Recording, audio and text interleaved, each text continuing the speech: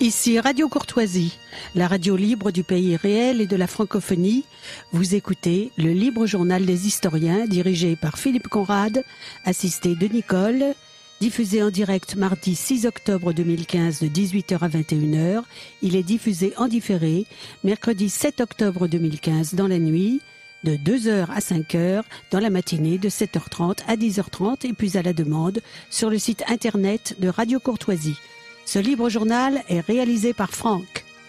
Vous pouvez intervenir au cours de cette émission par téléphone au 01 46 51 00 85, par télécopieur au 01 46 51 21 82, par courrier électronique à courtoisie@radiocourtoisie.fr. Chers auditeurs, bonsoir. Nous accueillons ce soir Jean-Pierre Maugendre, animateur de Renaissance catholique, avec qui nous allons parler des actes de l'université d'été 2012, intitulée « À quoi sert l'histoire ?» Ça sera la première partie de notre émission.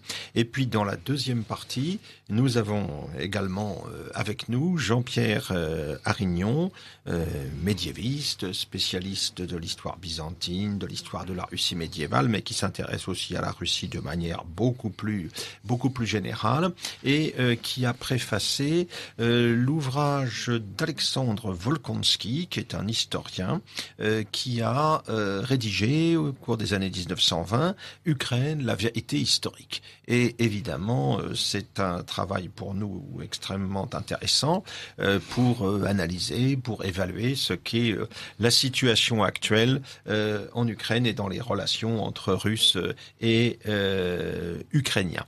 Alors, tout d'abord, à quoi sert l'histoire ? Acte de l'université d'été de Renaissance catholique de 2012, un fort volume de près de 300 pages, une quinzaine d'interventions, avec des orateurs que nos auditeurs connaissent, Michel de Gégère, par exemple, du Figaro Histoire, François-Xavier Bellamy, dont on a remarqué récemment son ouvrage Les Déshérités, Jean-Pierre Maugendre, ici présent, Jean-François Chemin, qui est un professeur d'histoire en banlieue difficile, dans la région lyonnaise, je crois, qui a apporté son témoignage sur cette question, Jean Sévillia, bien connu, qui a pourfendu, comme on sait, l'historiquement correct. J'ajouterais Rénal Sécher, le spécialiste de la Vendée, qui a en quelque sorte ramené sur le devant de la scène la question du génocide vendéen. Et j'ajouterais aussi la conclusion tout à fait remarquable du chanoine Benoît Merly. Alors, ces actes de ces universités d'été, ils sont réalisés donc par Renaissance catholique. Jean-Pierre Maugendre, vous en êtes le responsable de cette association qui existe depuis maintenant un quart de siècle pratiquement, puisque la première université d'été de Renaissance catholique s'est tenue en 1992. Exactement. Et le phénomène s'est répété annuellement depuis, avec un succès qui s'est régulièrement confirmé, puisque nous avons entre 200 et 300 auditeurs. Tout à fait, qui se réunissent pendant 4 jours, en divers endroits de France d'ailleurs. C'est l'occasion de visiter, d'ouvrir et de visiter certaines régions pas forcément familières. Et alors, qu'est-ce que Renaissance catholique ? Qu'est-ce que c'est que cette association qui est à l'origine de ces manifestations qui se sont ainsi inscrites dans la durée ? Alors, si on revient sur les statuts de notre association, notre objet associatif, notre raison d'être, c'est de contribuer à la restauration d'un ordre social chrétien et de participer à toutes les œuvres, en particulier de formation culturelle et intellectuelle, qui pourront contribuer à ce renouveau. C'est dans ce cadre-là qu'effectivement, depuis 1992, nous organisons une université universités d'été, même si notre association a été fondée en 1988. Et c'est en particulier dans le cadre complémentaire de cette université d'été que nous avons d'une part des activités éditoriales et d'autre part l'organisation de conférences à travers toute la France, et puis également un événement que les auditeurs de Radio Courtoisie connaissent bien, puisqu'il s'agit de la fête du livre que nous organisons tous les ans au moment du mois de décembre à l'occasion des fêtes de Noël, qui a lieu à Villepreux, qui d'ores et déjà est programmé cette année pour la date du 6 décembre, avec comme deux invités vedettes d'ores et déjà annoncés. D'une part, Jean-Christian Petit-Fils pour son dictionnaire amoureux de Jésus, et d'autre part, Philippe de Villiers pour son ouvrage « Le temps est venu de dire ce que j'ai vu ». Donc voilà un ensemble d'activités effectivement culturelles et intellectuelles, parce que je sais que Philippe Conrad a eu l'occasion d'employer cette expression déjà. Nous sommes acquis à ce que nous pourrions appeler un gramscisme de droite, c'est-à-dire que nous croyons à la nécessité de la réforme intellectuelle et de la réforme morale, et que la réforme des institutions politiques en sera la conséquence. Eh bien, merci beaucoup Jean-Pierre pour cette synthèse tout à fait claire concernant la vocation donc de votre association. Alors votre association, elle a d'autres activités, notamment, ça va être l'occasion de l'annoncer, un séminaire, ou on pourrait appeler ça ainsi, qui se tient donc dans le nord de la France, à Riaumont, pendant le week-end de la Toussaint, du 29 octobre au 1er novembre. Voilà, nous organisons effectivement depuis maintenant une quinzaine d'années une session spécifiquement dédiée aux jeunes gens et aux jeunes filles de 16 à 25 ans, qui aura lieu cette année du mercredi 28 octobre au dimanche 1er novembre, au village de Riaumont, donc près de Lens, dans le nord, dans le Pas-de-Calais. Notre analyse étant qu'il n'est pas facile d'avoir exactement le même discours pour des jeunes gens de 17, 18, 19 ans qui sont en train de finir leurs études secondaires, qui commencent leurs études universitaires, et puis pour des personnes qui ont 50, 60 ans, qui ont déjà un acquis peut-être plus important d'un point de vue intellectuel. Et donc nous avons conçu une formule permettant à des jeunes gens et des jeunes filles de venir peut-être sur le sujet que nous avons choisi, qui cette année, ça n'est pas d'une originalité folle, tournera autour de la question de l'islam. Faut-il avoir peur de l'islam? Revenir à des notions de base, la vie du réputé prophète Mahomet, les origines de la doctrine, de la discipline de l'islam, la place de la femme dans l'islam. Philippe Conrad interviendra lui-même pour une conférence sur l'islam à la conquête du monde. Voilà, je crois que c'est un ensemble, il y a une douzaine de conférences. On peut également citer: existe-t-il un islam modéré? Avons-nous le même Dieu que les musulmans?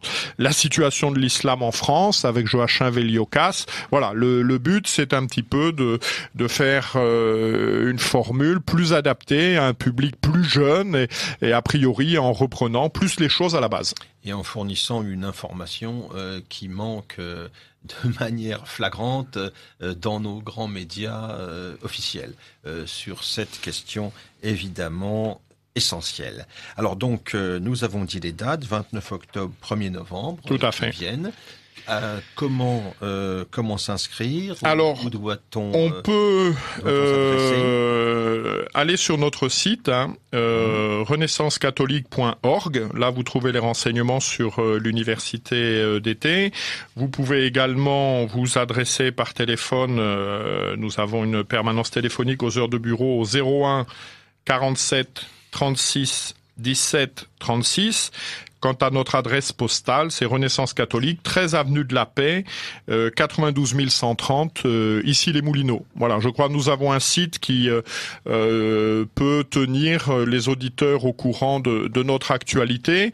En particulier, je me permets de signaler les deux derniers livres que nous venons de publier au cours de l'été, en plus de À quoi sert l'histoire, puisque nous avons publié avant les vacances un livre qui s'intitule Liturgie et transmission de la foi, qui revient sur les questions questions liturgiques qui sont essentielles, car la liturgie est au cœur de la vie de l'Église et qui en fait constitue le témoignage d'un laïc pour ses enfants.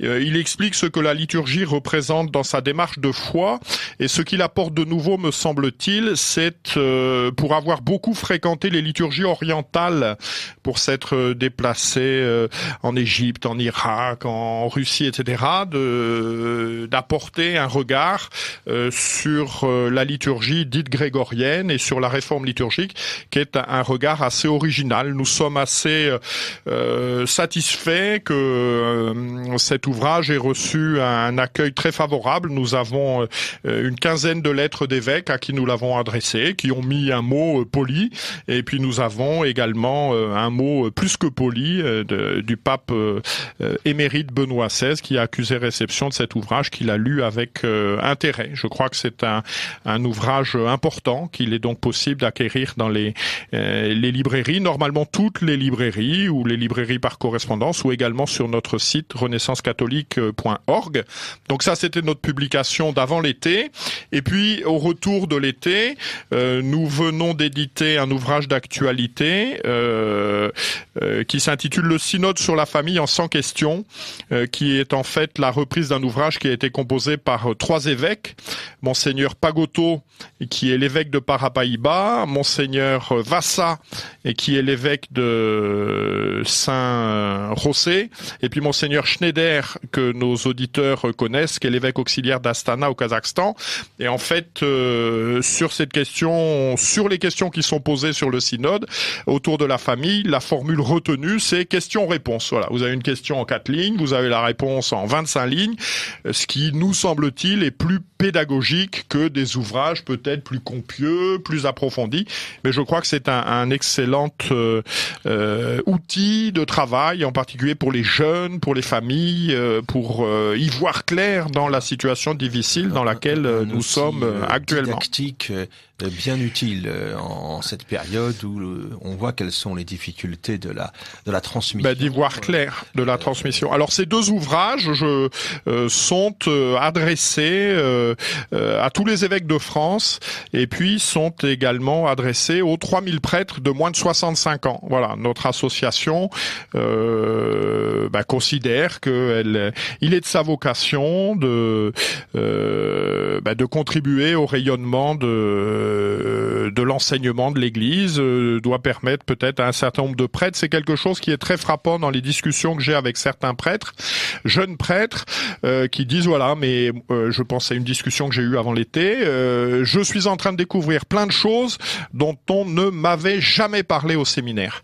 Et je crois que ce que nous faisons quand nous envoyons ces documents, alors ce qui représente un coût important à ces jeunes prêtres, c'est au final de leur permettre d'accéder à des choses dont ils n'ont pas de notion. Et ce qui me frappe, c'est leur surprise. J'avais jamais pensé à ça. Je pense à une discussion avant l'été avec un prêtre, qui me dit, je suis troublé, il y a des choses dont je n'ai jamais entendu parler et que je découvre par le biais de ces documents que vous m'adressez, auquel je n'aurai jamais accès, parce que je suis pas dans les moi je vous connais pas, jamais entendu parler de vous, je suis pas dans vos réseaux, et mais voilà, vos livres m'interpellent, m'amènent à me poser des questions, et objectivement la manière argumentée, la manière dépassionnée, la manière paisible dont vous abordez les questions me touche. Voilà, je crois qu'on est bien là dans la vocation de notre association. Et alors, dans vos activités, parce qu'elles sont multiples, je crois aussi que vous n'hésitez pas à aller sur le terrain, puisque je crois que ces jours-ci, vous vous rendez à Rambouillet, je crois, pour une réunion de ceux que l'on appelle les veilleurs. Alors voilà. On a vu se manifester dans la foulée des manifs pour tous, et qui ont été un petit peu le fer de lance intellectuel. Intellectuel, tout à fait. De tout ce courant. Et alors je vois que vous êtes au courant effectivement de beaucoup de choses, puisque je serai donc présent demain soir parmi les veilleurs de Rambouillet pour leur parler de l'histoire de France, avec un plan en 3 parties. La première partie, qu'est-ce que l'histoire ? La deuxième partie, c'est comment est aujourd'hui enseignée l'histoire dans les écoles, qui touche la majorité de notre population. La troisième partie, quelles sont les méthodes de désinformation de l'histoire, en particulier ça renverra à la conférence de Jean Sévilla qui est dans l'ouvrage dont nous sommes en train de parler, à quoi sert l'histoire. Et la dernière partie, que je ne crois pas totalement inintéressante, c'est pourquoi est-ce que ça se passe comme ça? C'est-à-dire, pourquoi y a-t-il cette déformation de l'histoire? À quel projet, à quelle conception idéologique, à quelles idées cela correspond? Car je crois qu'il est bien de décrire les choses, mais il est également important de pouvoir les analyser, de chercher à comprendre et de revenir à la racine des idées. Il ne suffit pas de déplorer les conséquences, il faut revenir à la source et à l'origine des mots que nous déplorons. Alors, vous écoutez Radio Courtoisie. Je crois que et vous faites bien. Je crois que la réponse a été apportée pour une bonne part. La semaine dernière, dans l'édition d'un certain grand quotidien du soir, vendredi dernier, Le Monde, donc pour ne pas le nommer, daté de samedi, où vous avez une double page entière, où dans le cadre d'un entretien avec Patrick Boucheron, qui est un médiéviste, spécialiste de l'Italie du Quattrocento, un spécialiste éminent d'ailleurs, qui vient d'accéder au Collège de France, eh bien, on nous explique que l'identité est totalement contraire à l'idée même d'histoire. Hein, et on développe pendant 2 pages ce thème. Il faut sortir de cette passion de la continuité. Il faut absolument réagir contre la régression qui est en cours. Il faut privilégier l'histoire globale et l'histoire connectée par rapport à une histoire nationale complètement fabriquée, n'est-ce pas? Il s'agit de se débarrasser d'un passé mythifié. Ce sont ces termes-là qui sont utilisés au fil des colonnes de l'article.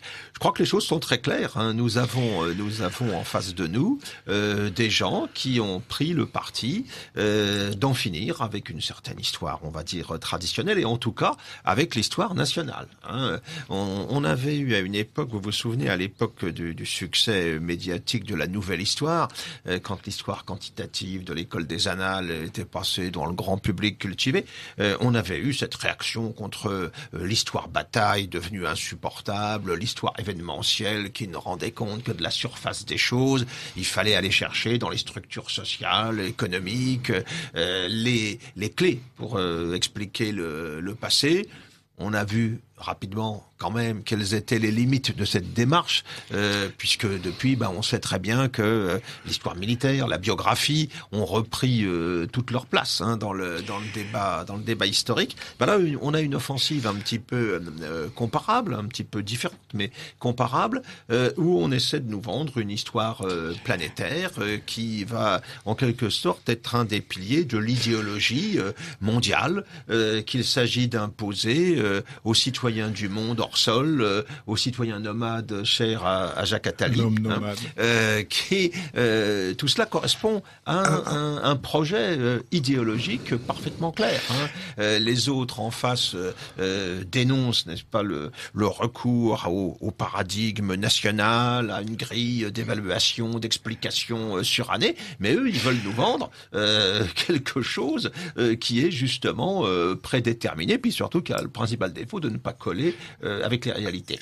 D'autant que on a bien vu avec les projets d'une certaine jeune ministre de l'Éducation nationale, ou plutôt des cliques qui l'entourent, que le public avait réagi, et même pas seulement le public, les intellectuels, les fameux pseudo-intellectuels, selon elle, avaient réagi pour défendre notamment la dimension nationale de l'histoire, parce que c'est dans ce cadre-là, tout à fait naturellement, qu'au sein d'une communauté, qu'au sein d'un peuple, on accède au passé et qu'on est en mesure de lui donner du sens.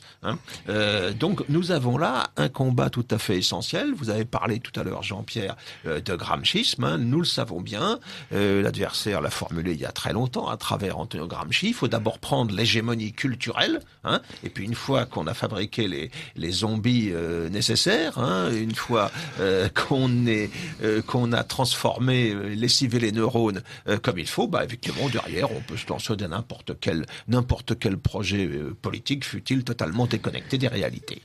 Donc, d'où l'intérêt de ce travail que vous avez accompli avec cette université d'été autour de ce thème, à quoi sert l'histoire. Alors je crois qu'on peut compléter avec une idée qui prolonge ce que vous venez d'évoquer et qui me paraît effectivement tout à fait judicieux, c'est que ce refus de l'identité, il est lié à la conviction que les identités sont liées à la notion de nation et que les nations c'est la guerre.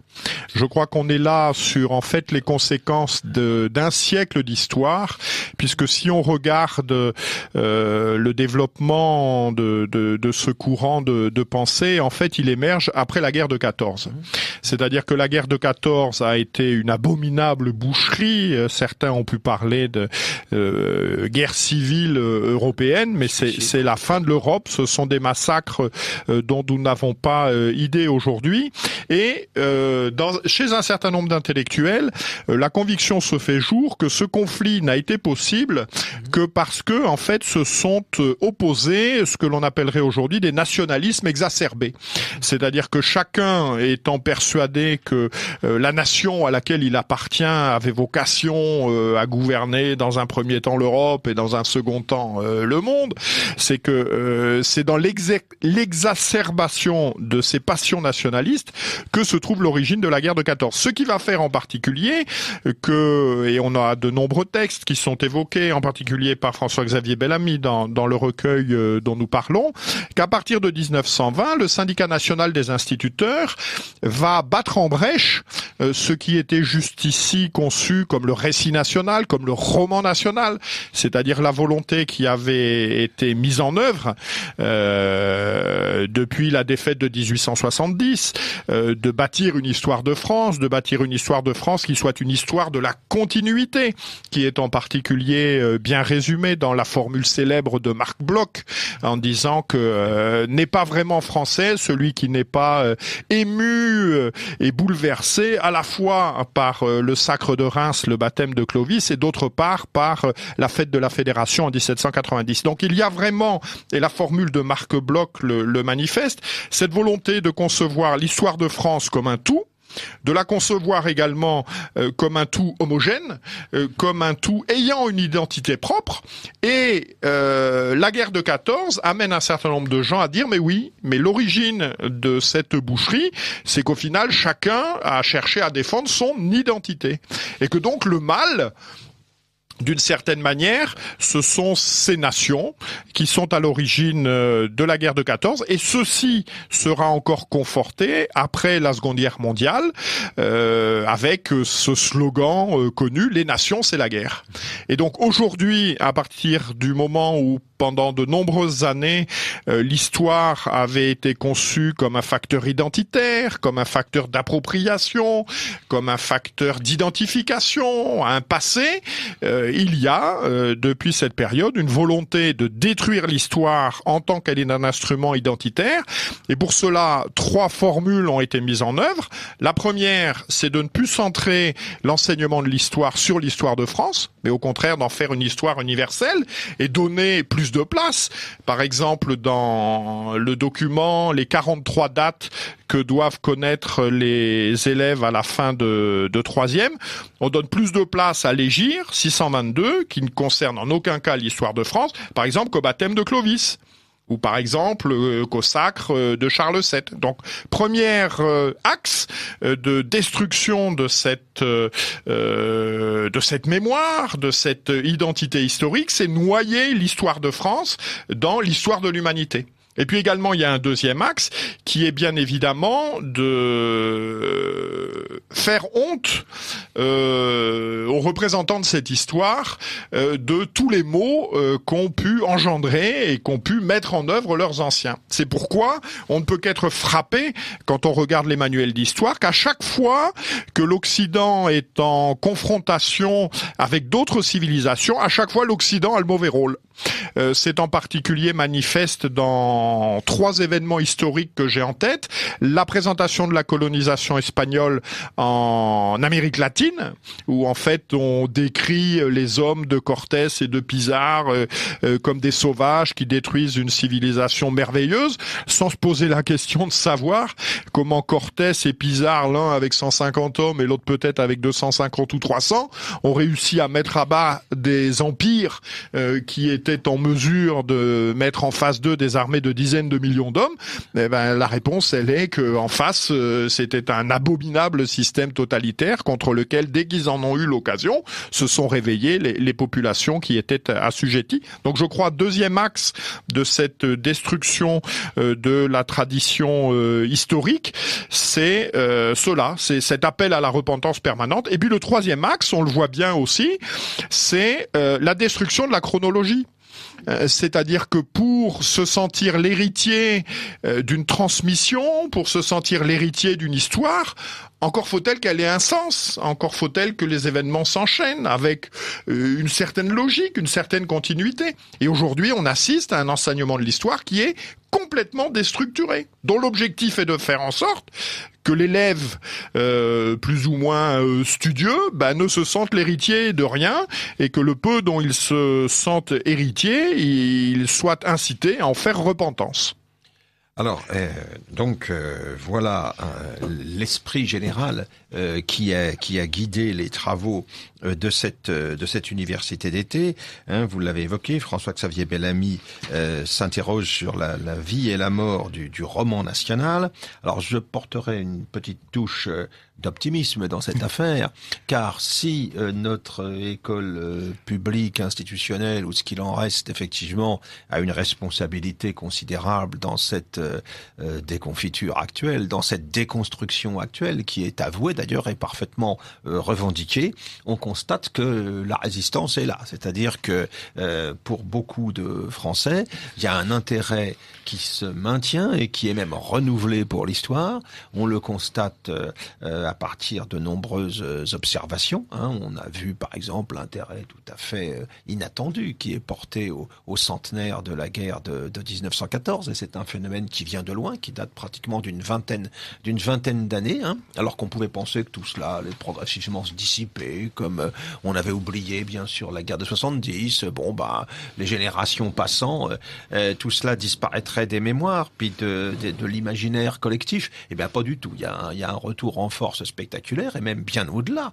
On le voit à travers le succès d'émissions de télévision populaire. Je pense aux émissions de Stéphane Bern, qui fait appel d'ailleurs la plupart du temps à de bons spécialistes des questions qu'il évoque. Ces émissions qui ont commencé en fin de soirée, elles occupent aujourd'hui les créneaux horaires les plus importants vers 20h30, 21h, et avec une écoute, un écho tout à fait remarquable, pour ne rien dire de l'intérêt que suscite en France le patrimoine au sens large. Les journées du patrimoine sont un succès complètement extraordinaire.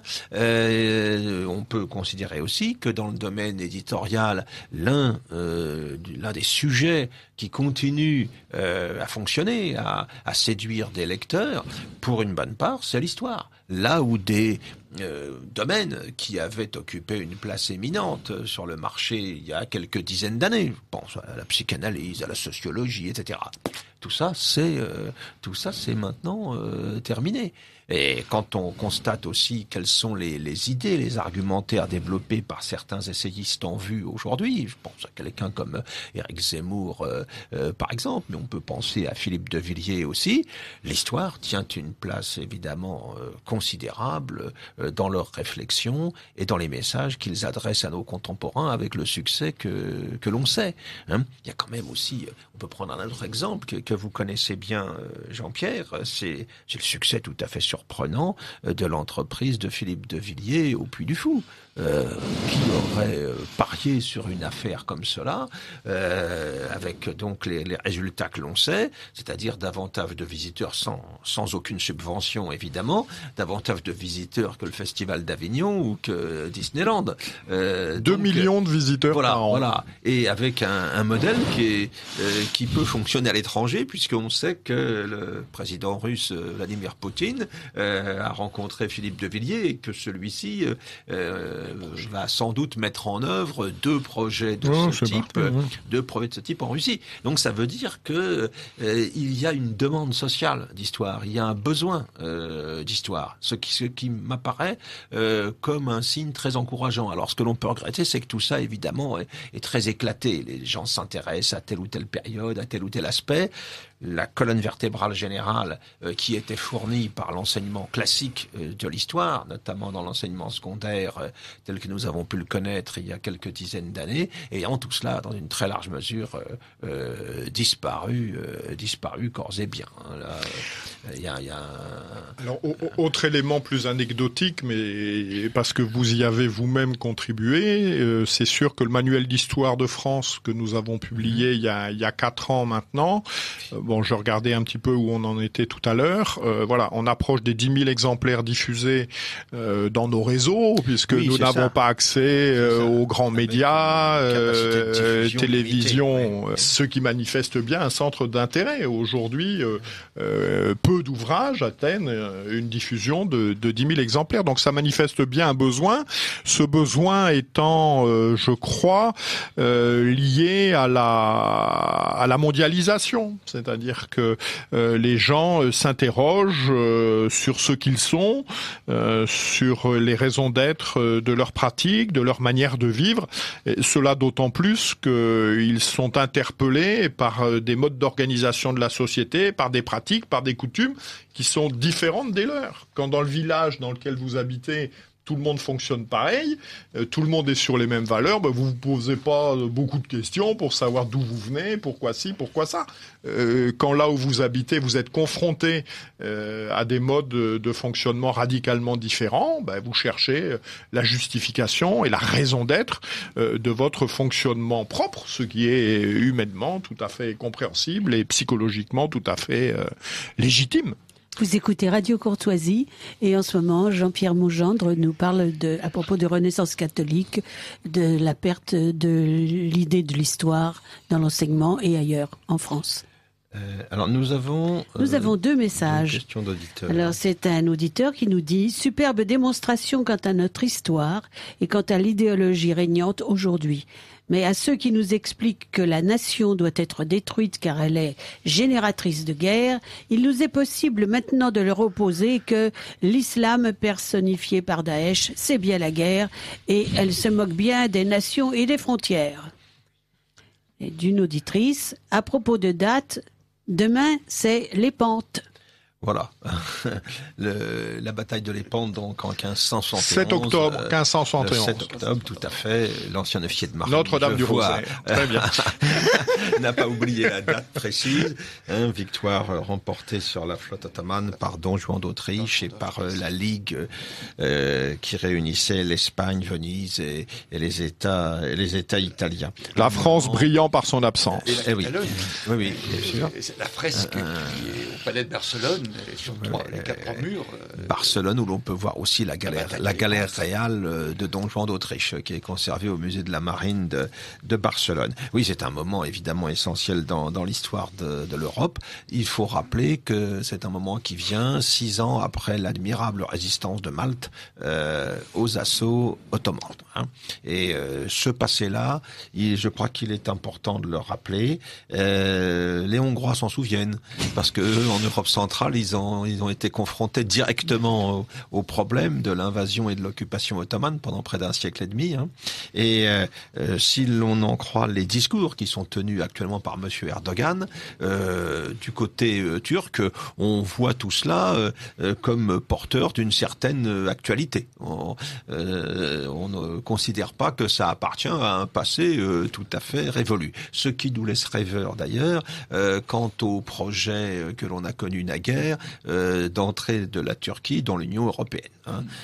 projet farouchement défendu par quasiment l'ensemble de notre classe politique, de notre nomenclatura médiatique, avec le zèle que l'on sait. Donc je remercie évidemment cet auditeur de nous avoir rappelé cet anniversaire de la bataille de l'Épante. Alors, dans le recueil que vous avez constitué autour de ce thème, à quoi sert l'histoire, il y a plusieurs points qui méritent que l'on s'y arrête. Vous avez sollicité Jean-François Chemin, qui est un professeur de banlieue. C'est quelqu'un d'ailleurs qui a une vocation d'enseignant tardive, je crois. Oui, tout à fait. Il avait une vie professionnelle, tout à fait consultant dans un groupe international, et qui est revenu vers l'enseignement, ce qui n'est pas du tout évident, vu les conditions de l'enseignement aujourd'hui et vu les sacrifices, j'imagine, matériels à quoi cela a correspondu pour lui, parce que il se veut porteur en quelque sorte de solutions. Comment enseigner l'histoire dans ces banlieues difficiles avec des publics d'origine diverses, pour dire les choses simplement. Quelles sont les réponses qu'il apporte à cette question? Il a porté témoignage de ce qu'il vivait dans un ouvrage tout à fait intéressant, écrit avec beaucoup de vivacité et d'enthousiasme, qui s'appelle Kiffe la France. Et donc dans cet ouvrage Kiffe la France, il porte son témoignage d'enseignant dans la banlieue de Lyon, dans un collège où en fait 90% de la population est d'origine étrangère et majoritairement d'origine musulmane. Alors les 2-3 éléments que l'on peut retenir de son témoignage, me semble-t-il, je parle sous son contrôle, mais j'ai lu son livre, enfin on se connaît quand même un petit peu, c'est qu'il est certain qu'il constate la grande imperméabilité de ces populations à ce que l'on cherche à leur enseigner dans le cadre de l'éducation nationale. Et ce sur quoi, me semble-t-il, Jean-François Chemin apporte un regard tout à fait éclairant, c'est que il arrive à les faire vibrer sur l'histoire bataille. Il arrive à les faire vibrer sur des événements un petit peu, je dirais, épiques de notre histoire. Il les fait vibrer sur Clovis, il les fait vibrer sur l'épopée de Jeanne d'Arc. Et il dit, j'ai du répondant par rapport à ça. En revanche, quand il s'agit de vendre, parce que c'est bien de cela dont il est question, un certain nombre de concepts fumeux que peuvent être la laïcité, les droits de l'homme, etc. Alors là, il dit, j'ai affaire à des murs qui ne comprennent pas de quoi il est question et qui sont totalement imperméables à ce type d'approche. Et ce que lui d'ailleurs évoque, me semble-t-il, avec beaucoup de pertinence, c'est de dire que ces populations, elles seraient disponible, elle serait, alors ce serait peut-être pour elle une métanoïa, un changement, etc. Mais de la grandeur de la France, on pourrait peut-être les faire s'attacher en partie à la grandeur de la France. Mais comme il est interdit dans ces cours d'histoire de parler de la grandeur de la France, d'abord parce qu'on ne parle pas de la France, on parle de la République, et puis ensuite chaque fois qu'on parle de la France, et c'est lui qui m'avait fait parvenir il y a 1 an et demi un manuel d'histoire dans lequel sur le texte présentant la conquête de l'Algérie, le seul texte qui était présenté, puisque maintenant il n'y a plus beaucoup de textes, il y a beaucoup de documents, etc. Tous les documents qui étaient présentés étaient à charge de la colonisation, avec des textes d'auteurs de l'époque disant mais les Français, on est venu bouleverser une société qui marchait bien, un jour ou l'autre ils nous chasseront, etc. Et lui porte le témoignage de ce que les jeunes maghrébins qui sont en face de lui, quand ils entendent ça, comment voulez-vous qu'ils puissent avoir le souhait, avoir la volonté d'associer leur destin à une nation qui leur est présentée comme ayant détruit leurs racines. Donc je crois qu'il y a vraiment ce fait que lui-même met en avant. Ces gens-là seraient réceptifs, mais aujourd'hui, les consignes de l'éducation nationale, c'est de tout faire pour qu'ils ne puissent pas s'attacher à l'histoire de notre peuple. Oui, et puis plus le temps passe, je pense, les choses ne vont pas s'arranger. On peut imaginer qu'il y a quelques dizaines d'années, un tel programme mis en œuvre aurait pu permettre d'anticiper sur les dérives actuelles, mais étant donné que l'éducation nationale n'a pas fait ce choix-là, aujourd'hui, il paraît très difficile de rattraper le temps perdu. C'est certain, avec un élément, me semble-t-il, encore aggravant, dont est en train de s'apercevoir le Parti socialiste, c'est que les réformes sociétales qu'il mène aujourd'hui, que le Parti socialiste mène autour de la libération des mœurs, du mariage homosexuel, de la PMA, de la GPA et tout ça, etc., révulsent profondément ces populations qui ont quelque part conservé un certain sens de la loi naturelle et qui engendrent un profond mépris pour ce que nous sommes. Le bilan est vraiment particulièrement catastrophique. C'est le moins que l'on puisse constater évidemment en ce domaine. Dans les autres interventions qui me paraissent particulièrement intéressantes, il y a celle de Jean Sévillia sur les procédés de la manipulation historique. Alors vous en avez évoqué certains tout à l'heure. Quels sont les autres points sur lesquels cet intervenant a... Alors voilà, donc Jean Sévillia, en fait, dans sa conférence, liste 6 procédés de la manipulation de l'histoire. Alors c'est un peu schématique, bien sûr, mais je crois que ça pourra éclairer nos auditeurs. Voilà, ça permet d'éclairer. Ces 6 procédés de la manipulation de l'histoire, il dit le premier, c'est l'anachronisme. L'anachronisme, c'est le fait de projeter nos réflexions, nos catégories mentales et nos manières de vivre sur des gens qui fonctionnent radicalement différemment. Et le meilleur exemple qu'il donne, c'est le regard que nous portons sur le Moyen-Âge. Il dit le Moyen-Âge est une société religieuse, profondément religieuse, où en fait ce qui hante, alors on le voit dans les danses macabres, on le voit dans l'élaboration des cathédrales, ce qui hante l'homme médiéval, c'est son salut. Bien sûr. Ce qui hante l'homme médiéval, c'est que deviendra-t-il après sa mort. Et que tout ce qui lui arrive ici-bas, dans cette vallée de larmes, pour reprendre l'expression consacrée, en définitive, c'est pas très grave s'il arrive à se sauver. Parce que l'essentiel, c'est de se sauver. Aujourd'hui, dans la société sécularisée dans laquelle nous nous trouvons, cela n'a aucun sens. En particulier, cela a des conséquences importantes quand on cherche à traiter de ce que l'on appelle aujourd'hui la liberté de conscience, la liberté d'expression, etc., qui est une notion qui, au Moyen-Âge, n'a aucun sens. Parce que si les mauvaises idées qui sont propagées emmènent certaines personnes à se damner et à se perdre, pour le bien de la société, il faut que ces idées ne soient pas propagées. Donc on est dans un autre paradigme. Voilà. Donc premier procédé, première erreur, c'est l'anachronisme. Deuxième erreur, c'est le manichéisme. C'est de vouloir faire croire aux gens qu'il y a tous les bons d'un côté, purs, immaculés, généreux, dévoués, etc., et puis que tous les monstres sont de l'autre. Et toute l'histoire de l'humanité nous montre que la limite entre le bien et le mal, elle passe au fond du cœur de chaque homme. Alors, ce qui ne veut pas dire que toutes les causes se valent. Il y a effectivement des causes qui sont plus justes que d'autres, mais le manichéisme, c'est de croire qu'il y a tous les bons d'un côté et tous les méchants de l'autre. Ça n'est pas le cas. Deuxième procédé. C'est refuser de faire l'effort qui doit être impératif pour l'historien, de se mettre en situation, de se placer dans l'imaginaire, dans les représentations collectives des différents acteurs, pour comprendre quelles vont être leurs réactions, leurs discours, leur perception des choses. Et puis de prendre en compte la complexité de l'âme humaine. Bien sûr. C'est plus facile de dire il y a tous les bons d'un côté, tous les méchants de l'autre. Mais voilà, l'âme humaine est plus complexe que ça. Et je peux être un bon à un moment et être un méchant le lendemain. Et inversement. Donc deuxième procédé dénoncé par Jean Sévillia. Le troisième procédé, c'est ce qu'il appelle l'amnésie sélective.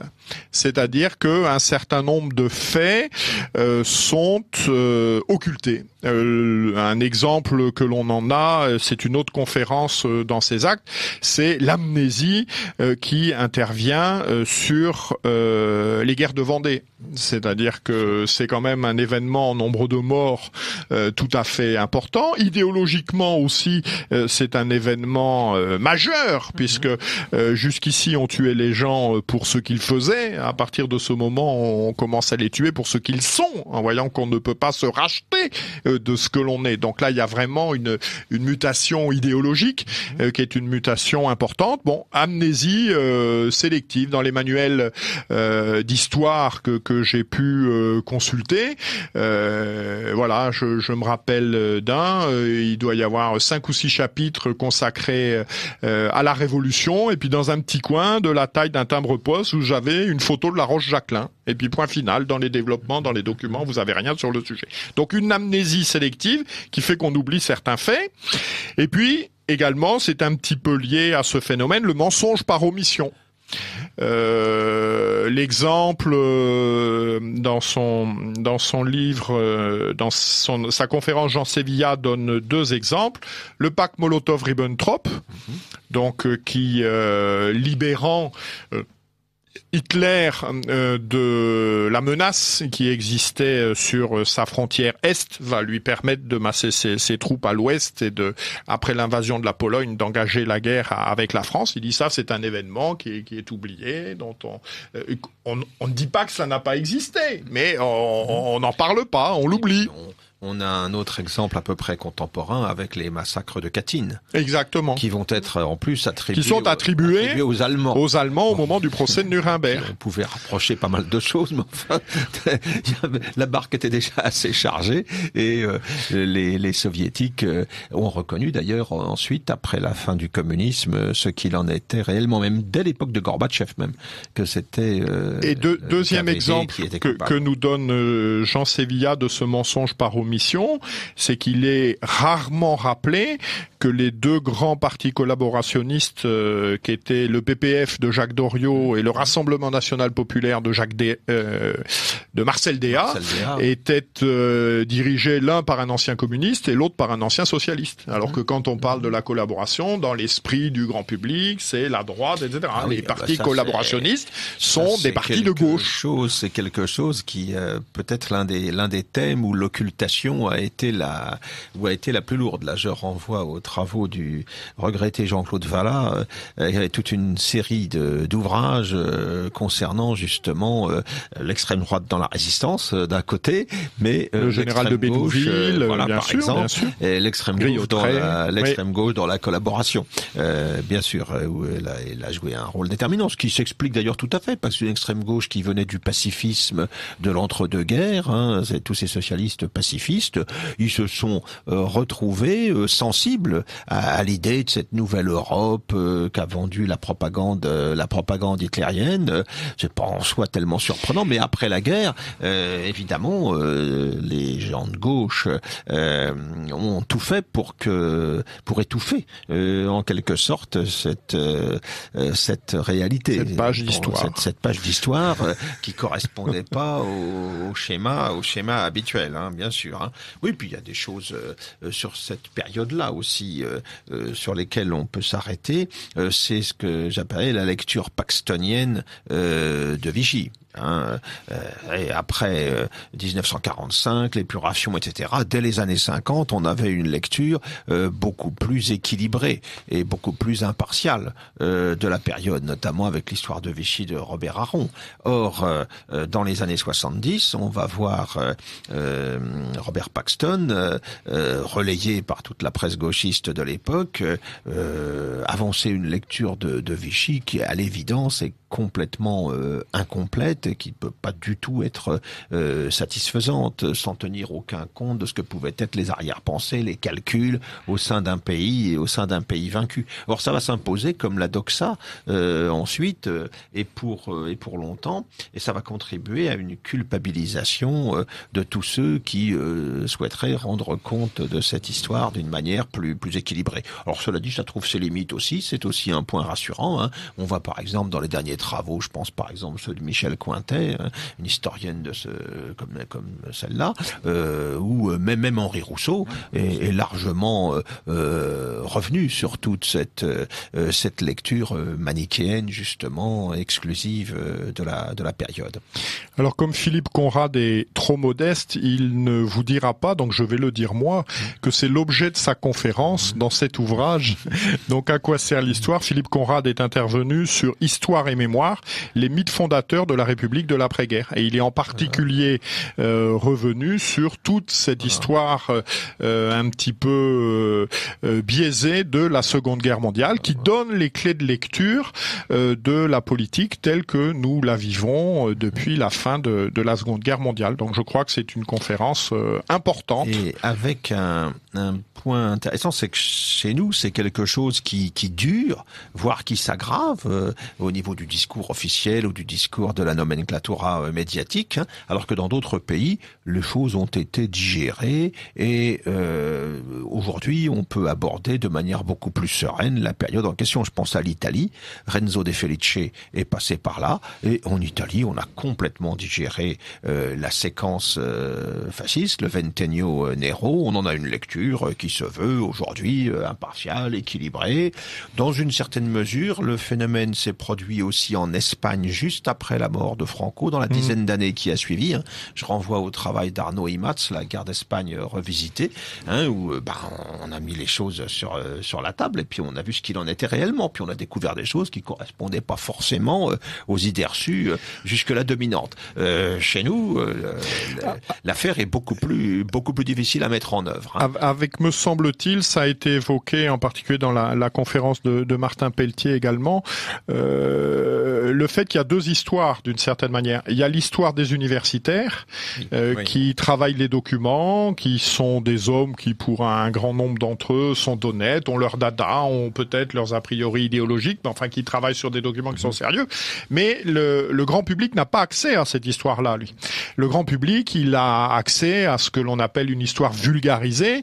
Cette histoire vulgarisée qui est véhiculée par les médias, que ce soit les médias télévisuels, que ce soit les journaux, que ce soit les écoles de journalisme, que ce soit également les publications historiques. Et cette vulgarisation de l'histoire est aux mains d'un certain nombre de personnes qui, pour des raisons soit idéologiques, soit de connivence financière, etc., sont acquises à cette relecture de l'histoire pour laquelle la France commence en 1789.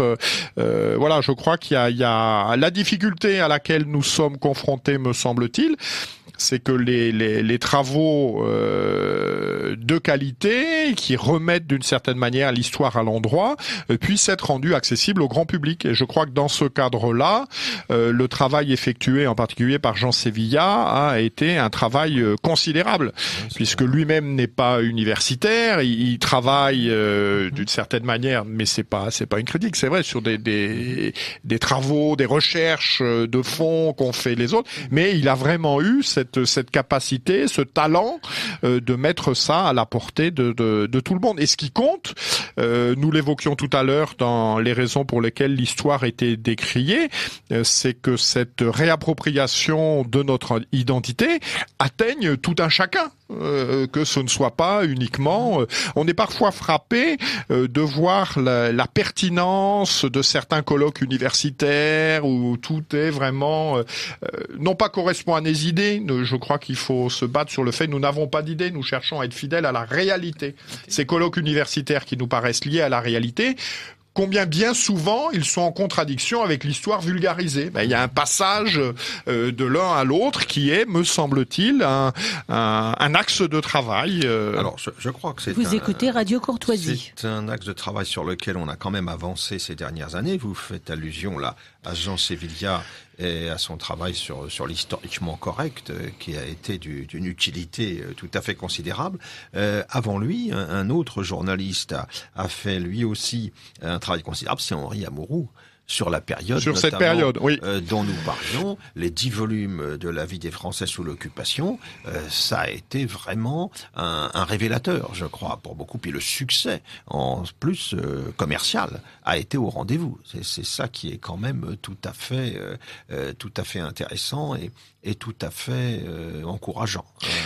La chape de plomb de l'historiquement correct, elle peut durer pendant un temps, du fait de la complicité d'un certain nombre de réseaux médiatiques, mais c'est pas quelque chose d'éternel. C'est vrai, avec un élément, je pense, qui doit peut-être permettre de nuancer ça, c'est que le succès d'Henri Amouroux, il y a encore beaucoup de survivants de cette époque. Voilà.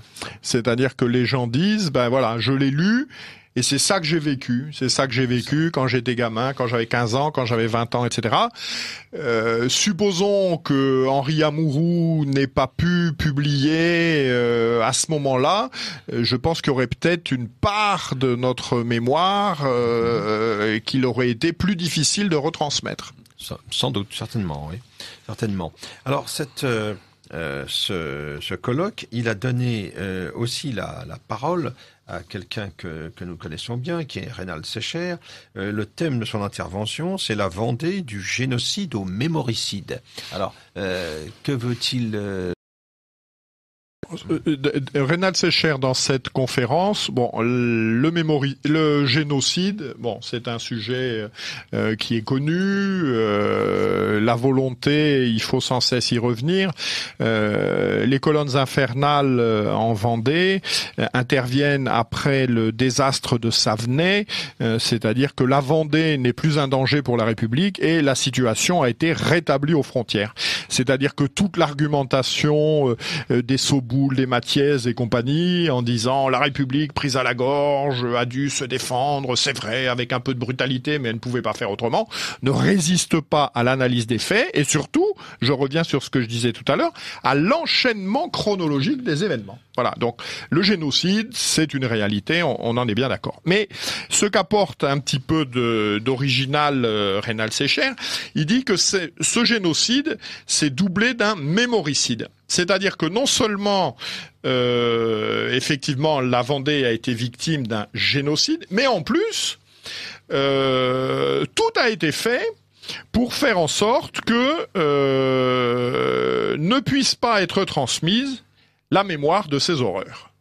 Et alors il le développe de manière abondante en montrant que c'est une connivence de différents éléments, que la restauration elle-même n'a pas souhaité revenir sur ces événements, n'a pas remis en valeur. D'ailleurs, ça a été un sentiment, je ne sais plus s'il l'évoque dans sa conférence, mais un sentiment d'amertume pour un certain nombre de combattants vendéens, de voir la manière dont Louis XVIII les traités, mais enfin sans enthousiasme excessif. Et ce que développe également Reynald Secher, c'est qu'il ne peut pas ne pas faire le parallèle avec le génocide arménien.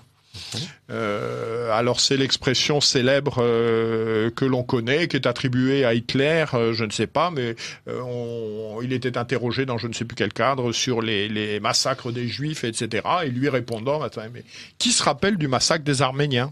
Bon, voilà, ça passera comme le reste. Et effectivement, c'est un massacre qui est sorti des mémoires pendant très longtemps. Tout à fait. Le massacre des Arméniens de 1915. Pour nous, ça paraît quelque chose de très courant aujourd'hui parce que, notamment à l'occasion du centenaire, c'est revenu dans les médias, etc. Mais pendant très longtemps, c'est apparu comme un phénomène tout à fait périphérique au cours de la Première Guerre mondiale. Et il s'est fait, c'est un peu la raison de cette occultation aussi, avec la complicité des puissances occidentales, et en particulier de l'Allemagne. Alors, je ne sais plus quel consul ils ont il faut aller le consul. Non, le consul, je ne sais plus dans quelle ville allemand est intervenu, etc. Mais il n'y a pas eu au moment des événements, il n'y a pas eu d'intervention. Non, bien sûr, parce que la Turquie est l'allié de l'Allemagne, on est en pleine guerre, etc. Mais les autorités allemandes se sont quand même émues des événements en question quand même. Je crois que c'est un peu exagéré de voir l'Allemagne comme complice. Non, en quelque pas sorte, complice. de ce génocide arménien. Alors, nous arrivons bientôt à la fin de notre première partie d'émission, car notre ami Jean-Pierre Maujoindre doit partir. Pour conclure sur ce point, je voudrais lire les dernières lignes de l'intervention d'introduction de Michel de Gégère, je crois, parce qu'elle met très clairement les choses au point. La manipulation de l'histoire a été l'instrument de cette révolution, il vise ce qui se passe actuellement, qui ne vise à rien de moins qu'à faire de notre peuple une nation de consommateurs sans mémoire, sans idéal, sans espoir, sans obligation et donc sans avenir. Elle est aujourd'hui l'instrument de la destruction de nos peuples et de notre civilisation. Le dire, c'est désigner l'une des causes essentielles des maux dont nous souffrons. C'est donner aussi, j'en suis convaincu, l'un des moyens de notre relèvement. Alors nous avons des questions d'auditeurs. Les auditeurs de Radio Courtoisie.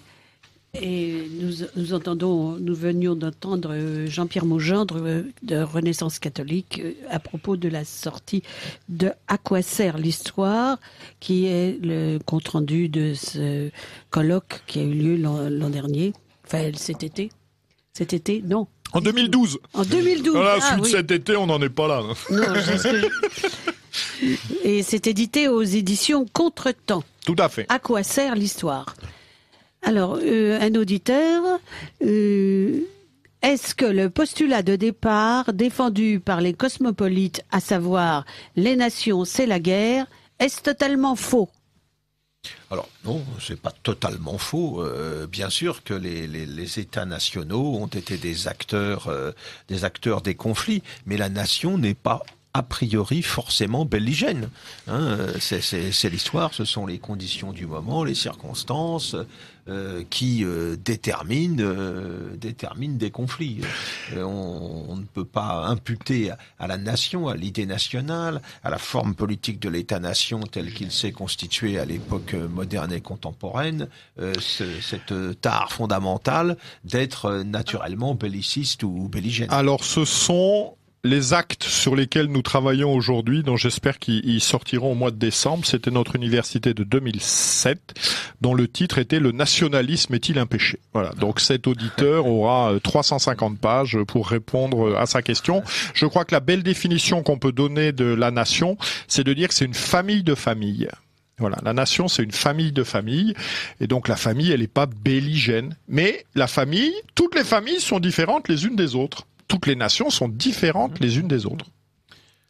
D'un auditeur, merci pour cette émission. Dans une émission télévisée à midi, on a pu entendre que Madame de Pompadour était la maîtresse de Louis XIV. Voilà. Et voilà. Tout un programme. Lapsus. Alors, nous arrivons à 19h et je crois que nous avons une communication.